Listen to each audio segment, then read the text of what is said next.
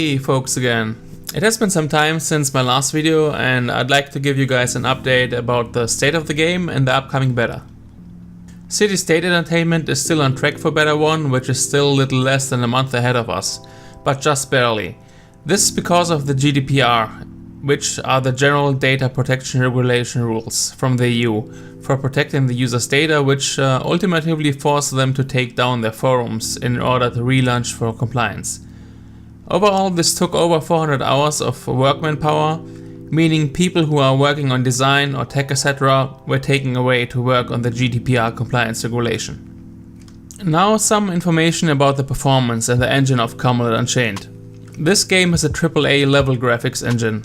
It has physically based rendering pipelines, metals and clothes that look very realistic, a global illumination system, dynamic terrain and sky generation. But it's a question of how much resources you can spend to get an amazing looking game, right? They can get into a very high visual looking bar into polishing the game. It's a AAA capable graphic engine after all. It's just a question of how much manpower they can invest into it. There are a lot of assets that need to go into that, which requires a lot of time for the designers and tech people obviously, to bring out the most out of the textures and in the world. The engine can support that, however. Having said that, the engine is laid out to not only look good but also support large scale battles in an acceptable frame rate, which was already tested and proven. We are talking here about 500 versus 500 battles and more. They managed to bring out 2500 players and bots on the screen, firing spells and slashing axes and swords around, while maintaining well above 60 frames per second with a mediocre system. We are not talking here about high-end GTX 1080 Ti GPUs. The engine is also meant to use as much cores of your processor as possible, so quad, hexa and octa cores or more will perform better. Performance here is the main key. If you think back to all previous MMOs like Guild Wars 2 or Final Fantasy XIV and their likes, all had performance and frame issues at the beginning.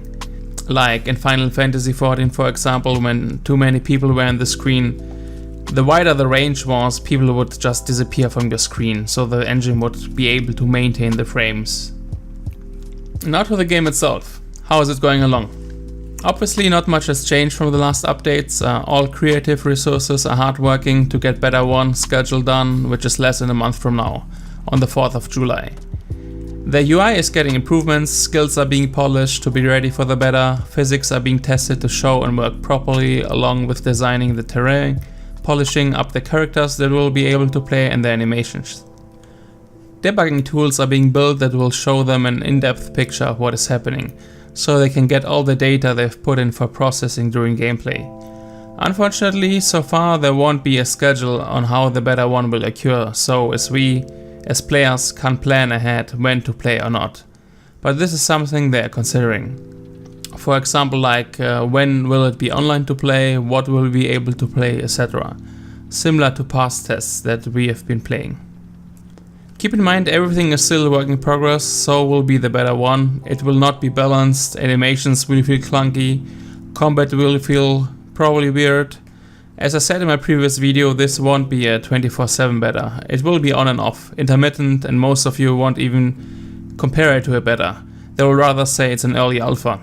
Because to some degree it will still be. It will be an old school beta with lots of bugs and off-balance design.